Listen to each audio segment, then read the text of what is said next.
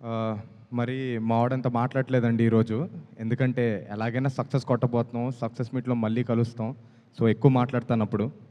First of all thank you అన్న Chaitanya. Thank you వచ్చినందుకు. అలానే వెంకీ అన్న థ్యాంక్ యూ సో మచ్ అన్న. ఆహ్, అలాగే మీడియా వాళ్ళందరికీ థ్యాంక్ యూ సో మచ్ అండి వచ్చినందుకు.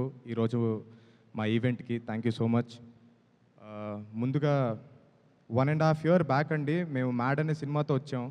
అప్పుడు మా పేర్లు కూడా సరిగ్గా ఎవరికీ తెలీదు.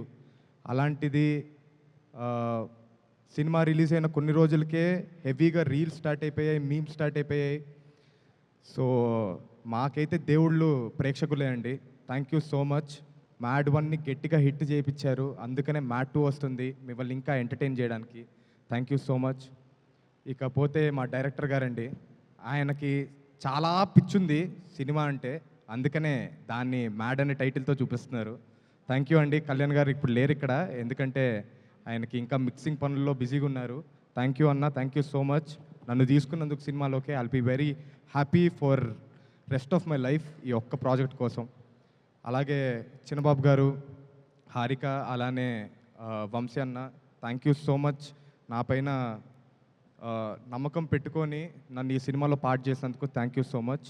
అలాగే శ్యామ్ దత్ గారు ఇరక్కొట్టేశారు. చైతన్యకు కూడా తెలుసు, ఎందుకంటే తండేల్లో కూడా ఇరక్కొట్టేశారు కాబట్టి. Thank you sir. మమ్మల్ని చాలా అందంగా చూపించారు. చైతన్యను కూడా మరి అంత అందం కాదు కానీ ఏదో చూపించారు. Thank you so much sir.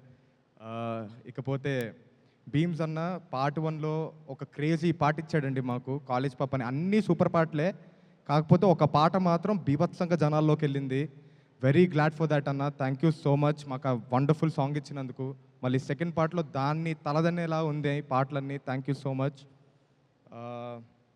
Thank you అండి. మళ్ళీ సక్సెస్ మీట్లో మాట్లాడతాను. Thank you so much. ఎవరైనా మర్చిపోతే ఏమనుకోకండి. Thank you so much.